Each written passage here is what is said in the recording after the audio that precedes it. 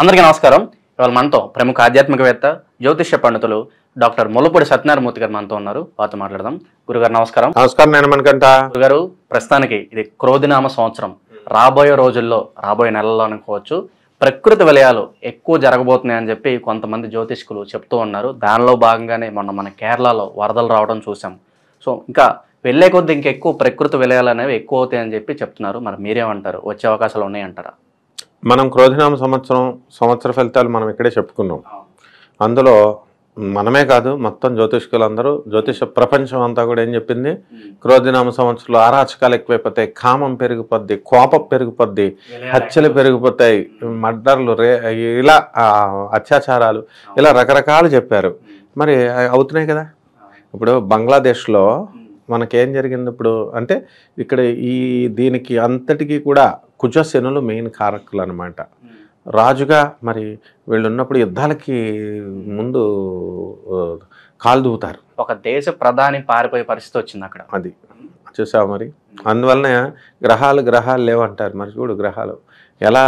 బంగ్లాదేశ్లో హసీనా, మరి ఈమె ఇదే పరిస్థితి. అసలు ఇది అంతకు ముందు నుంచి రావాలి. మనం ఇందిరాగాంధీ ఇదంతా కారణం రూట్స్ నుంచి రావాలి. ఇప్పుడు అక్కడ ఇండియా వచ్చి సరెండర్ అయింది, షెల్టర్ తీసుకుంటుంది. ఇండియా ఎందుకు రావాలా? వేరే కంట్రీకి వెళ్ళొచ్చు కదా. మోడీ గారు ఇస్తున్నారు ఆమెకి. అదే తప్పు ఇందిరాగాంధీ కూడా చేస్తుంది. వేరే దేశానికి పోవని అని ఉంటే మనం ఆవిడ విడగొట్టేసడం వల్ల ఈ ప్రాబ్లమ్స్ అన్నీ కూడా.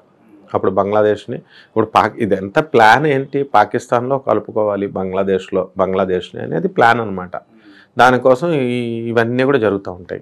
అలాగే ఈ యొక్క ఇప్పుడు పాపం ఆవిడ మంచిగా చేసింది కదా బంగ్లాదేశ్లో.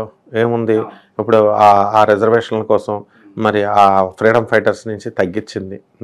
మరి ఆ ఇష్యూలో ఆమె సుప్రీంకోర్టు తీర్పును అనుసరించి చేసినా కూడా వీళ్ళు ఆమె పార్టీ వాళ్ళే, మరి ఆ లీగ్ పార్టీ వాళ్ళే, హసీనా లీగ్ పార్టీ వాళ్ళే మరి ఇవన్నీ చేసుకుంటూ వాళ్ళనే చంపేస్తున్నారు. ఇప్పుడు ఎంత దారుణమైన పరిస్థితి అంటే, అక్కడ మనం న్యూస్లో చూపిస్తున్నాడు, ఛానల్స్లో, టెంపుల్స్ని ముస్లిమ్స్ కాపలాగా కాస్తున్నారు, హిందువులను చంపేస్తున్నారంట, వాళ్ళ భార్యలను పాడు చేస్తున్నారంట, పిల్లల్ని చంపేస్తున్నారంట, అగ్ని జ్వాలలు, ఇవన్నీ కుజుడు యొక్క శని యొక్క ప్రభావాలు అనమాట. ఇది ఒక్క ఇండియాకని కాదు, టోటల్ ప్రపంచానికి, విశ్వానికి వర్తిస్తుందని మనం చెప్పాం. మనం ఇక్కడ ఇదే ఛానల్ కేరళలో మరి ఇక్కడ వర్షాలు, కొండలు విరిగిపోవడాలు, మరి ఇవన్నీ కూడా వాయనాడులో, కేరళలో ఎందుకు జరిగినాయి? ఇవన్నీ డిఫారెస్టేషన్ మెయిన్గా. మరి ఇప్పుడు సైకాలజిస్టులు కానీ, లేకపోతే ఈ యొక్క జియాలజిస్టులు కానీ, ఎవరు చెప్పినా కూడా చెట్లు నరకూడదు. మనిషి తన అవసరాల కోసం చెట్లు నరికేసి, నదుల్లో ఆక్యుపై చేసేసి రిసార్ట్లు కట్టడం, ఇలాంటివి కట్టడం వల్ల కూడా ఇలాంటి జరుగుతుంది అని అంటున్నారు. ఖచ్చితంగా నేచర్ ఏం చేస్తుంది? రెసిప్రొకేట్ చేస్తుంది. చెరువు ఇప్పుడు మనకి హైదరాబాద్లో కూడా చాలామంది చెరువులను కబ్జా చేసేసి వాటర్లు బిల్డింగ్లు కట్టేసిన తర్వాత అందులో ఎమ్మెల్యే ఉన్నాడు. చెరువు ఆ ఇల్లుని ఆ వాటర్ వెళ్ళిపోయింది. ఎమ్మెల్యే అయితే గొప్ప, ఎంపీ అయితే గొప్ప, వాటర్ వెళ్ళిపోద్ది. నేచర్కి ఏం తెలుసు? నువ్వు తన ఏరియాకి వెళ్ళి నువ్వు మూసేసి, చెరువుల్ని మూసేసి నువ్వు బిల్డింగ్లు కట్టేసుకొని రావద్దంటే వాటర్ నేచర్కి ఏం తెలుసు? 4 వర్షం నిజాంపేట మొత్తం మునిగిపోయేది అప్పట్లో వర్షాలు పడితే. ఎందుకంటే అదంతా చెరువు కట్టు ప్రాంతం పంచాయతీలో ఉన్నప్పుడు. కాబట్టి అలాగే ట్రైన్ యాక్సిడెంట్స్ ఎప్పుడూ జరుగుతాయి, కానీ ఈ సంవత్సరం మరి బీభత్సంగా జరిగిపోయినాయి కదా మొన్న.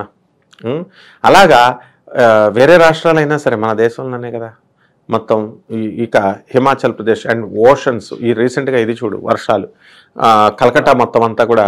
మేము తెల్జలా పురులియా జిల్లా 24 పార్గనాస్ నేను తిరిగేవాడిని. మా గురువుగారు ఆనంద మార్గ ఆశ్రమం తెల్జలాలో ఉంటుంది. లైక్ గార్డెన్స్ ఇవన్నీ ఆ ఏరియాలోనే మునిగిపోయినాయి.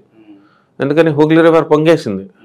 సో ఇలా కేవలం తమిళనాడులో, హిమాచల్ ప్రదేశ్లో, తెలంగాణలో, ఉత్తరాఖండ్లో, కేరళలో, east Rajasthan, isolated places in east Rajasthan, west Rajasthan, ఇది అది అని లేదు, మొత్తం బీభత్సం అనమాట. ఈ సంవత్సరమే బీభత్సం అయిపోతాయి. ఇంకా ఇప్పుడు మొన్న TV9 వాళ్ళు ఈ డిబేట్ పెట్టారు మరి జ్యోతిష్కుల అంతా కూడా ఈ అంశం మీద. నిజమే మరి వాళ్ళు చెప్పినవి అన్నీ కూడా బీభత్సాలే. ఇక మొత్తం ఇంకా మీ దృష్టిలో రాబోయే రోజులు ఎలాంటి బీభత్సాలు జరుగుతాయి అనుకుంటున్నారు? భూకంపాలు వస్తాయి.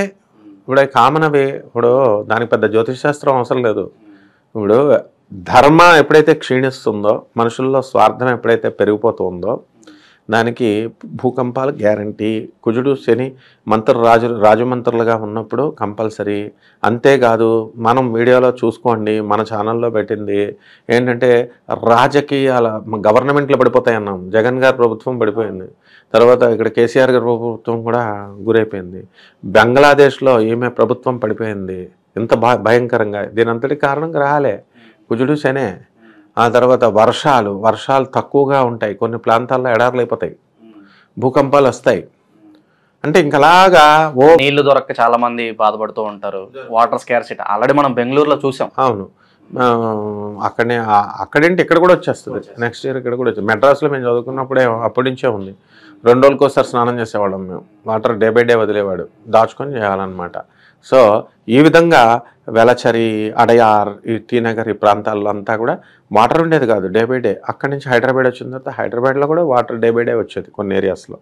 కేసీఆర్ గారు వచ్చి మరి ఇవన్నీ కూడా సరిచేయడం, మంచిగా వాటర్ డైలీ రావడం, ఇవన్నీ కూడా అలా గవర్నమెంట్లు ఏ గవర్నమెంట్ ఉన్నా చేసుకుంటూ వెళ్తారు. కాబట్టి ఏది ఏమైనప్పటికీ కూడా అంటే ప్రత్యేకించి జ్యోతిష్కులు భయపెట్టేస్తున్నారు అని అనుకోవచ్చు, కానీ ప్రత్యేకించి ఏముంది ఇప్పుడు అక్కడ అత్యాచారం వాస్తవాలే 100%. ఇప్పుడు గ్రహాలు ఎప్పుడు కూడా రాంగ్ చెప్పవు. ఈ అమావాస్యలు పౌర్ణములు, మొన్న అమావాస్య వచ్చింది, ఆదివారం అమావాస్య వచ్చింది, ఎంతో భయంకరమైన అమావాస్య మంత్రతంత్ర శాస్త్రాలకి. మయాంగన ఒక ఊరుంది, ఊరిలో అంతా చేతబడిలే అనమాట ఊరు వాళ్ళు. మనం చేతబడిలేమని అంటాం, మరి లేమనే వాళ్ళు ఆ ఊరు వెళ్ళొచ్చు కదా ఒకసారి. హడిలిపోతాం అనమాట, ఊళ్ళో అడుగు పెట్టలేము, చేతబడలే అనమాట. అలాగా వాళ్ళు చాలామంది అకారణంగా అస్వస్థతకు గురవడం.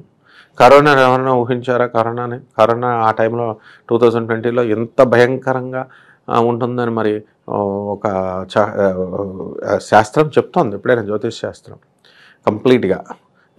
తర్వాత ఇంకా అలాంటివి కూడా ఉన్నాయి, ఇంకా గ్రాడ్యువల్గా డిగ్రేడ్ అయిపోతూ ఉంటాయి. స్కైలాబ్ అనేవారు మా చిన్నప్పుడు. స్కైలాబ్ పడిపోతుందని అంతా వండుకొని తినేసేవారు, రేపే చచ్చిపోతున్నాం మనందరం, కాబట్టి అందరూ కోడి మాంసాలు, మేక మాంసాలు, ఇదిగో డబ్బులు ఎవరికి ఏది కావాలో ఒక వారం రోజులు తినేసేయండి అంటే తినేశారు అందరూ. తీరాది సముద్రంలో ఒకలాగా పడగొట్టారు. సో న్యాచురల్ డిజాస్టర్స్ ఇవన్నీ కూడా జరుగుతాయి. ఎప్పుడు ఆగుతాయి అంటే మనం పేదవాళ్ళని ప్రేమించినప్పుడు, గౌరవించినప్పుడు, ధర్మాన్ని నిలబెట్టినప్పుడు, నేచర్ని గౌరవించినప్పుడు. చెట్లు కొట్టకుండా ఉండడమే నేచర్ని గౌరవించడం అంటే. ఒకళ్ళొకళ్ళు అసూయలు, ద్వేషాలు పెట్టుకొని ఇవన్నీ బ్రతకడమే. ఇవి కలి చేసేది లాస్ట్లో తీసేటువంటి యుద్ధాలు చేయడు, కత్తేసుకొని వచ్చి యుద్ధాలు చేయడు ఆయన. మనలో ఉన్నటువంటి ఈ యొక్క అసురత్వాన్ని, ఒకళ్ళనొకళ్ళు ఈర్షపడడం, ద్వేషం పడడం, పైశాచికంగా బిహేవ్ చేయడం, స్వార్థం, అత్తగారులను చూడకపోవడం, ఇలాంటివి ఆయన హరించి భక్తి మొత్తం దొబ్బింది. ఎవరికి భక్తి లేదు. ఆ భక్తిని ఇనుమడింపజేస్తాడు మళ్ళీ ఆయన. భక్తి వరకు కావాలండి, పూర్వజన్మ, నెక్స్ట్ జన్మ అంటారు. ఇవన్నీ కూడా ఉన్నాయి. ఎందుకనంటే ఇందిరాగాంధీ గవర్నమెంట్లో, అప్పుడు జవహర్లాల్ నెహ్రూ గవర్నమెంట్లో శాంతిశ్రీ అని చెప్పేసి ఒక అమ్మాయి పునర్జన్మ ఎత్తితే గాంధీ గారు స్వయంగా మిషన్ వేయించారు. అది కోర్టులో అన్నీ కూడా జరిగినాయి. 1 man కమిషన్ జరిగింది, మిషన్ రిపోర్ట్స్, కమిటీ రిపోర్ట్స్ ఇచ్చారు. సో ఇవన్నీ ఉన్నాయి. మరి ఇవన్నీ చూస్తూ కూడా మనం అన్యాయాలు, అధర్మాలు చేస్తుంటే రావా? అందుకని ఇవన్నీ మన పాప ఫలితాలే. ఇవన్నీ కూడా గ్రహాలు ఖచ్చితంగా ఇస్తాయి, దానికి ఏమీ మొహమాటం లేదు. ఎవరన్నా ఇవేం జరగవు అన్నంత మాత్రాన్ని వీళ్ళేమన్నా చేస్తున్న తప్పుల వల్లే ఇలాంటివన్నీ 100% మనుషులు చేసిన వాటి వల్లే. నోరులేని పశువులు ఏం చెయ్యవు, నోరులేని బర్డ్స్ ఏం చెయ్యవు. 100% మనుషుల వల్లే. చెట్లను ఎవరు నరుకుతారు? పశుపక్షాలు నరుకుతారు, మనుషులు నరుకుతారు. ఈర్షాసూయాలు ఎవరు ఉంటాయి? మనకే ఉంటాయి, వాళ్ళకి ఏమి ఉండవు పాపం. మరి వీటికి సొల్యూషన్ ఏమంటారు సార్? ఇవన్నీ ఆగటానికి, లేదంటే మళ్ళీ నార్మల్ స్టేజ్? బ్రాడ్ మైండ్ నేర్చుకోవడం, బ్రాటప్ మార్చడం, నియో హ్యూమనిస్టిక్ ఎడ్యుకేషన్ పాలసీ రావడం. ఆనాడు మెకాలే ఎడ్యుకేషన్ సిస్టంతో మనకి బ్రిటిషర్స్ పెట్టినటువంటి ఎడ్యుకేషన్ సిస్టమ్ని మోడీ గారు నెమ్మదిగా స్లోగా ఉంటూ తీసుకొచ్చేసి ఎన్ఈపి సిస్టమ్ పెట్టారు, నేషనల్ ఎడ్యుకేషన్ పాలసీ. మనం పెట్టుకున్నాం. సో ఇలాంటి నవ్య మానవతా విద్యా విధానం, నియో హ్యూమనిస్టిక్ ఎడ్యుకేషన్ విధానం రొమానియన్ గవర్నమెంట్ ఫాలో అయింది. ఈ రోజున రొమానియాలో ఏ గొడవలు లేవు. ఎందుకు? నియో హ్యూమనిస్టిక్ విద్యా విధానం మన గురుకుల విద్యా విధానంలో అక్కడ ఉంది, అది ఇంప్లిమెంట్ చేశారు. అది పిఆర్ సర్కార్, ప్రభాత్ రంజన్ సర్కార్ గారు Calcutta based philanthropist Anandamarga propounder ఆయన ఇచ్చారు. ఆయన ఇచ్చినటువంటి ప్రోగ్రెసివ్ యూటిలైజేషన్ థియరీ తీసుకొని డాక్టర్ రవిబత్రా గారు వరల్డ్ 3rd సూపర్ స్టార్ 1993లో ఎకనామిక్స్లో నోబెల్ ప్రైజ్ విన్ అయ్యారు. Is a professor in methodist, southern methodist university యుఎస్ఏలో. అలాగే ఇప్పుడు కూడా ఉన్నారు ఆయన. మేధావులు తీసుకోవాలా, అలాగే మైక్రోబైటా థియరీ అని ఇచ్చారు. సైన్స్లో it brought revolutionary and radical changes in all fields of science and technology. Nano టెక్నాలజీలో మార్పులు వస్తాయని చెప్పారు. తెలంగాణ వస్తుందని చెప్పారు. ఎందుకంటే స్మాల్గా బ్రేకప్ అవుతేనే డెవలప్మెంట్ అనేటటువంటిది వస్తుందన్నారు. ఆయన్ని బేస్ చేసుకునే బీహార్లో కానీ జార్ఖండ్ బీహార్ విడిపోవడము ఇలాంటివన్నీ కూడా తెలంగాణ ఇవన్నీ అన్నీ జరుగుతున్నాయి. కాబట్టి ఈ విధానాలన్నీ మేధావులు ఇచ్చినవి. మనం వాళ్ళు చెప్పింది ఏంటి, బ్రాటప్ మంచిగా ఉండాలి, బ్రాడ్ మైండెడ్నెస్ పిల్లలకి నేర్పాలా. మా దగ్గర డబ్బు ఉంది, మేము రూపాయి ఇవ్వం పేదవాళ్ళకి, మేము పిసినార్లు, మా పిల్లలకి మాత్రం కోట్లు వెనకేసేసుకుంటామంటే ఇంకా నాశనం అయిపోతాయి. ఈ బిల్డింగ్లన్నీ కూడా ఇంకా ప్రకృతి వైపరీత్యం చేసేసి ఆ బిల్డింగ్లన్నీ వాళ్ళు దాచినాయని ఇందులోనే కొట్టుకుపోతారనమాట. కేవలం స్వార్థపరులే ఇందులో చచ్చిపోతారు. గమనించు నువ్వు. ఎవరైతే స్వార్థంగా ఉంటారో, ఈ గ్రహాల యొక్క గొప్పతనం ఏంటంటే ఎవరైతే స్వార్థంగా ఉంటారో, పేదవాళ్ళని వేధిస్తారో, దుర్మార్గాలు చేస్తారో వాళ్ళు మాత్రమే నశిస్తారు. వాళ్ళ బిల్డింగ్లే పోతాయి.